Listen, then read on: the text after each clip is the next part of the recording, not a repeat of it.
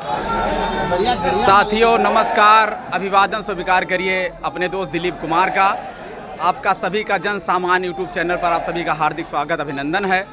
और जैसा कि आप सभी देख पा रहे हैं कि ये बहुत भारी संख्या में भीड़ जो जमा हुआ है, ये डीएम कार्यालय गोंडा है, जिलाधिकारी का कार्यालय है। और यहाँ हज़ारों की तादाद में आज शिक्षकों ने जो है यहाँ पर जो है धरना दिया है, अपना ज्ञापन सौंपने के लिए उपस्थित हुए हैं। तमाम सारे लोगों ने नारेबाजी के साथ और बहुत ही जो है एकजुटता के साथ यहाँ पे प्रदर्शन करते हुए, और जो सरकार की जो शोषणकारी नीतियाँ हैं और सरकार का जो शिक्षकों का उत्पीड़न है, जो ऑनलाइन अटेंडेंस है, उसका विरोध करने के लिए, और ख़ासकर ऑनलाइन अटेंडेंस का विरोध नहीं है, जो उनको सुविधाएं नहीं दी जा रही हैं ऑनलाइन अटेंडेंस के बाद, उसका विरोध करने के लिए, उसकी मांग करने के लिए जो है यहाँ सब लोग उपस्थित हुए हैं। इसी बीच में हमारे एक बहुत ही शिक्षक साथी हैं विशाल वर्मा जी, जो ब्लॉक मुजैना के अटेवा ब्लॉक अध्यक्ष भी हैं और नोडल संकुल भी हैं आप कोल्हुआ के। तो मैं जानना चाहूँगा कि ये कैसी भीड़ है शिक्षकों की जो जिलाधिकारी के यहाँ धरना देने आई है। यूट्यूब चैनल पे और सारी पब्लिक को सादर अभिवादन। ये भीड़ इकट्ठा हुई है जो हमारे शिक्षक साथी हैं बेसिक के, तो बेसिक विभाग के जो शिक्षक साथी हैं, इनकी कुछ मांगे हैं। उन्हीं मांगों को लेकर के आज कलेक्ट्रेट में ज्ञापन देने के लिए सारे शिक्षक जिले के इकट्ठा हुए हैं। और सरकार कई चीज़ें, जैसे इस समय प्रमुखता से जो है ऑनलाइन अटेंडेंस का मतलब विरोध नहीं हो रहा है, पब्लिक यही समझ रही है कि विरोध हो रहा है। विरोध नहीं कर रहे हैं हम लोग, ये है कि ऑनलाइन अटेंडेंस लगाने से पहले जो मूलभूत समस्याएं हैं उस पर ध्यान दे लिया जाए। वरना जैसे सरकार ने नोटबंदी की थी, जीएसटी लगाई थी, तमाम चीज़ें लगाई थी, जो जितना सफल होना चाहिए उस स्तर तक योजनाएं नहीं पहुंच पाई। तो शिक्षक है, समाज हितैषी है, सरकार के भलाई के लिए सोच रही है। शिक्षकों के हित में नहीं, जनता के हित में सरकार को सोचना चाहिए। इसीलिए हम लोग इकट्ठा हुए। हमारी कुछ मांगे हैं, उनको लेकर के। विशाल जी, आप ये बताइए, इतना बड़ा जमावड़ा शिक्षकों का लगा हुआ है, हमको ये बताइए कि आप लोगों को ऑनलाइन अटेंडेंस देने में क्या तकलीफ है? अगर आप समय से विद्यालय जा रहे हैं, पहले भी जाते थे, अब भी जाते हैं, तो आपको ऑनलाइन अटेंडेंस अंगूठा लगाने में या फेस स्क्रीनिंग में क्या प्रॉब्लम है? सबसे बड़ी समस्या जो है, सबसे बड़ी समस्या है, जैसे 5G लॉन्च हो गया है, लेकिन पब्लिक जानती है, पब्लिक सिर्फ बोलती नहीं है, पता नहीं क्यों पब्लिक जानती है 5G लॉन्च हो गया, रिचार्ज महंगा हो गया, लेकिन किसी भी कंपनी की सिम आप ले लीजिए और गांव के सुदूरवर्ती क्षेत्रों में 5G है, लेकिन अच्छे से क्या आपका गूगल पेज खुलता है? और दूसरी बात है, जो टैब दिया गया है, टैबलेट ऑनलाइन अटेंडेंस के लिए दिया गया है, वो उसकी गुणवत्ता पे भी हम सवाल उठा रहे हैं। वो हैंग कर जाएगा, काम नहीं करेगा। उसमें सिर्फ आप दीक्षा ऐप डाउनलोड कर लीजिए, प्रेरणा ऐप डाउनलोड कर लीजिए, रीड अलॉन्ग ऐप डाउनलोड कर लीजिए, उसके बाद में वो ऐप बैठ जाएगा। और नेटवर्क और इंटरनेट की तो बात ही छोड़ दीजिए, नेटवर्क तो जिस हिसाब से खस्ता हाल में चल रहा है, भले ही 5G लॉन्च हुआ है, ऐसी स्थिति में सरकार हमको क्या सहूलियत देगी, ये स्पष्ट करें। सरकार का एक तर्क है कि जब ऑनलाइन अटेंडेंस हो जाएगी, जब फेस स्क्रीनिंग होगी, तो अध्यापक जो है समय से विद्यालय जाएगा और समय से आएगा। पिछले दिनों अधिकारियों का तर्क रहा है कि अध्यापक जो है 2-3 घंटे लेट से पहुंचते हैं, तो उससे बच्चों का जो है क्लास डिस्टर्ब हो जाता है, उनका पढ़ाई जो है वो बाधित होती है। पहले तो सरकार लिखित स्पष्ट ये करे कि क्या हमारे समाज में, हमारे बेसिक विभाग में जो शिक्षक हैं, क्या वो चोर हैं? क्या वो समय से नहीं पहुंचते हैं? हमारे ऊपर तमाम अधिकारी बैठे हुए हैं, BSA, BO और तमाम अधिकारी बैठे हुए, जो ARP, सब लोग समय समय पर पहुंचकर विद्यालय का निरीक्षण करते हैं। और उसमें मान लीजिए कि 6 लाख शिक्षक हैं, और यदि प्रतिदिन मैं मानता हूं कि 10% लोगों के साथ समस्या किसी भी प्रकार की हो सकती है, एकमात्र हम लोगों को 14 CL दिया गया है, 365 दिन काम करना है। क्या 365 दिन में शादी, विवाह, मरना, जीना, मुंडन, सारी चीज़ें, दुख, बीमारी, घर परिवार लगा हुआ है, क्या इतने में मैनेज हो सकता है? हमारे ऊपर आला अधिकारी है, वो जांच करता है, तो क्या हमको कहीं बिना टाइम पाता है तो वो हमारे ऊपर कार्रवाई नहीं करता है? ये सरकार को स्पष्ट करना चाहिए कि कितने प्रतिशत लोग प्रतिदिन अनुपस्थित रहते हैं ऑफलाइन, कम से कम इतना। और हम लोग तो चाहते हैं कि ऑनलाइन अटेंडेंस लगे। ऑनलाइन अटेंडेंस का हम थोड़ी विरोध कर रहे हैं, जो उसमें मूलभूत समस्याएं हैं, उसमें कुछ प्रमुख मांगे हैं, उन पर सरकार को ध्यान देना चाहिए। पता नहीं क्यों सरकार काम बंद करके बैठी हुई है। क्या सरकार सरकार की मतलब कहा जाता है, हमारे सभ्यता संस्कृति में कहा गया है कि गुरोर ब्रह्मा गुरोर विष्णु गुरोर त्वया माहेश्वरा गुरोर पार ब्रह्म की उपाधि हमको देते हैं। स्थिति आपने ये कर दिया है कि जो है शेषनाग भगवान की पूजा आप नागपंचमी के दिन कर लेते हैं, एक दिन दिखावे में, यानी कि शिक्षक दिवस जिस दिन होता है उस दिन आप बुला करके किसी रिटायर्ड गुरुजी को बहुत मान सम्मान दे देते हैं। बाकी जो है आप जो है शेषनाग भगवान का फन हमेशा साल भर पूछते हैं, अर्थात शिक्षकों को साल भर उत्पीड़न उनका करते हैं आप तमाम प्रकार की चीज़ें लागू करके। आपको पता होना चाहिए, पब्लिक को पता होना चाहिए कि हम शिक्षक ही एकमात्र हैं, और किसी भी विभाग में आप बता दीजिए कि हम शैक्षणिक कार्यों के अलावा 26 से अधिक कार्य कर रहे हैं, उंगलियों पे हम आपको गिना देंगे।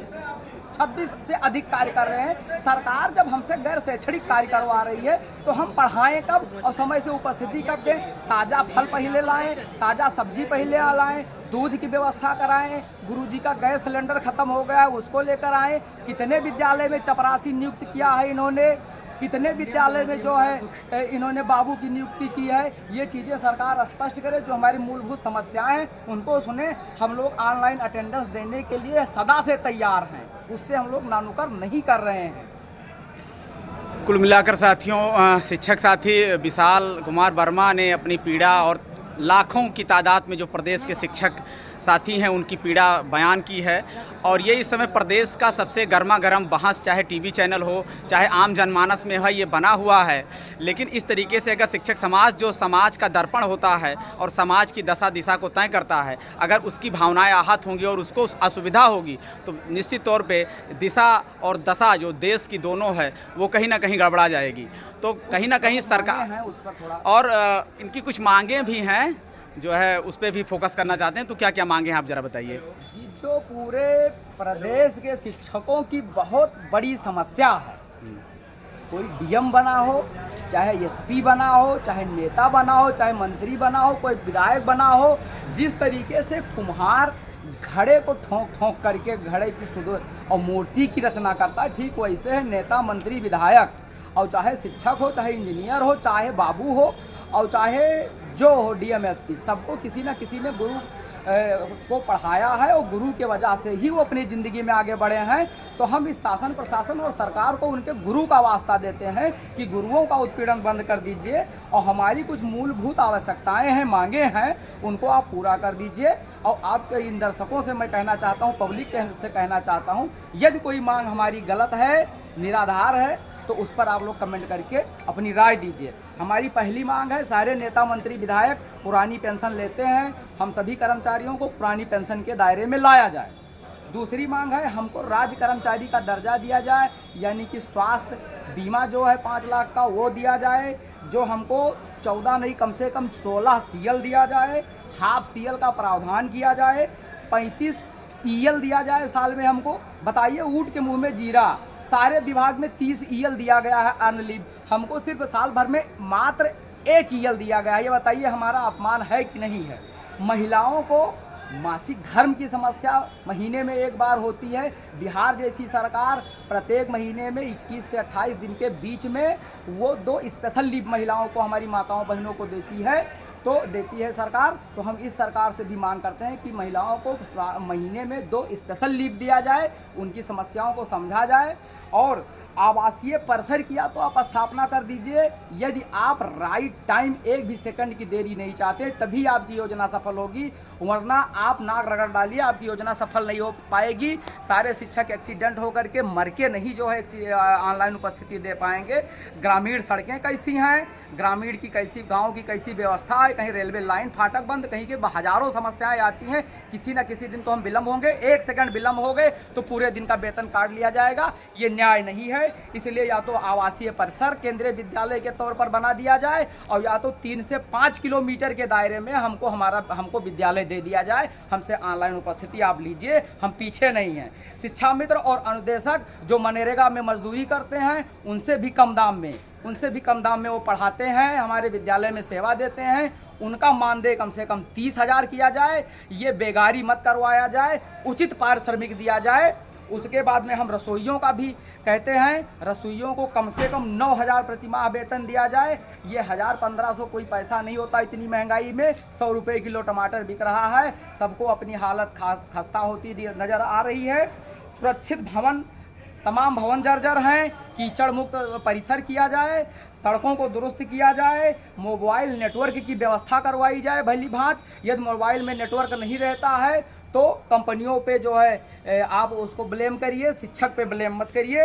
अच्छी गुणवत्ता वाले टैबलेट का आप जो है बंटवाइए और ऐप अच्छा आप लॉन्च करवाइए। ऐप आपका गड़बड़ है, खुलता नहीं, काम नहीं करता सही से। जब ऐप नहीं खुलेगा 15 मिनट में तो हम लोग ऑनलाइन अटेंडेंस नहीं दे पाएंगे। और कम से कम हम तो चाहते हैं, आप डिजिटल अटेंडेंस की एकमात्र बात करते हैं, हम पूरे भारत को डिजिटल बनाने की बात करते हैं, प्रत्येक बच्चा डिजिटल हो जाए। इसलिए प्रत्येक प्राइमरी स्कूल में डिजिटल कक्षाएं चलाई जाएं, कंप्यूटर की व्यवस्था की जाए, एक कंप्यूटर अध्यापक कम बाबू की व्यवस्था की जाए, वो कक्षा में 1 या 2 पीरियड संयुक्त रूप से कंप्यूटर पढ़ावे और बाबू का काम देखे। और एक चपरासी की व्यवस्था की जाए। एक और मांग हम कहना चाहते हैं कि सारे शिक्षकों को गैर शैक्षणिक कार्य से आप मुक्त कर दीजिए, उस दिन विद्यालय का असली कायाकल्प हो जाएगा। मैं इतना ही कहना चाहता हूँ। शिक्षक संघर्ष समिति गोंडा जिंदाबाद, शिक्षक एकता जिंदाबाद। बहुत बहुत धन्यवाद। साथियों, ये थे शिक्षक साथी विशाल वर्मा, जिन्होंने बहुत ही जो है बुद्धिमत्ता से बिंदुवार अपनी बातों को रखा है और जो सरकार से जो प्रमुख मांगे हैं उसको मांग किया है। और ये जो इतना बड़ा धरना प्रदर्शन था, इतना ढेर सारा जो जमावड़ा लगा था, इन्हीं मांगों को लेकर था। साथियों की जैसा कि आप सभी जानते हैं कि शिक्षक जो है वो समाज का दर्पण होता है, समाज की और देश की दशा और दिशा दोनों को तय करता है। जैसा कि कौटिल्य ने कहा था घनानंद के दरबार में कि शिक्षक कभी साधारण नहीं होता घनानंद, अपना पोषण करने वाले सम्राटों का उदय स्वयं कर लेगा, क्योंकि प्रलय और क्रांति उसकी गोद में पलते हैं। इन सभी बातों को ध्यान में रखते हुए ये और जो समाज की जो उटपटांग बातें हैं, जो कुछ लोग जो आज नए नवेले लड़के हैं और या जो नए तरीके से वो कहते हैं नहीं ऑनलाइन अटेंडेंस है, ये हम लोग भी या शिक्षक समाज भी ऑनलाइन अटेंडेंस का समर्थन कर रहा है। लेकिन कुल मिला के ये है कि जो नैतिक मांगें हैं, जो सुविधाएँ हैं, वो अध्यापकों को मिलनी चाहिए और उनकी जायज़ मांगों को बिल्कुल सरकार को मानना चाहिए। क्योंकि भारत जो है राज्यों का संघ है और संघ की सारी शक्तियां संविधान में विद्यमान हैं और भारत का संविधान एक लोकतांत्रिक व्यवस्था का जो है की बात करता है और वहाँ जन कल्याणकारी नीतियों की बात होती है, जहाँ संवाद की व्यवस्था है। मेरा मानना है कि संवाद के जरिए इन सभी समस्याओं का निस्तारण किया जाना चाहिए उच्च स्तर के आला अधिकारियों द्वारा। समाज के जो देश के नेता नगरी हैं, नेतागण हैं, संतरी हैं, मंत्री हैं, विधायक हैं, सांसद हैं, उनके द्वारा इसका जो है निस्तारण किया जाना चाहिए, ताकि शिक्षक समाज जो कि इस देश की नींव का निर्माण करता है उसको कोई कठिनाई ना हो, उसको कोई असुविधा ना हो। और समाज से भी मैं आशा करता हूं कि इस तरीके से, जिस तरीके से सोशल मीडिया पे कुछ लोग नए लोग आए हैं और वो उटपटांग कमेंट करते हैं, उनको ये जानना चाहिए कि अगर वो जो ये कमेंट लिख पा रहे हैं, जो एक शब्द भी लिख पा रहे हैं, वो किसी शिक्षक की देन है। अगर उस शिक्षक ने उनको वो सिखाया नहीं होता तो वो कमेंट भी नहीं कर पाते।